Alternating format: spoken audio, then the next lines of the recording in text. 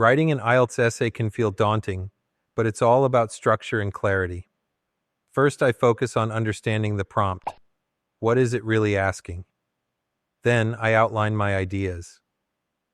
A clear introduction sets the stage, followed by body paragraphs that each tackle a single point.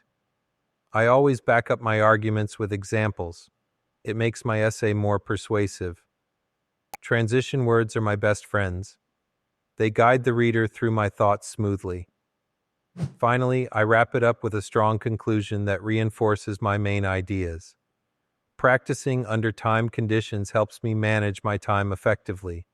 It's all about practice and confidence. Some people believe that online education is the future of learning, while others think traditional classrooms are more effective. Discuss both views and give your opinion. The emergence of online education has sparked debate over whether it can replace traditional classrooms. This essay will examine both perspectives before arguing that a blended learning approach is ideal.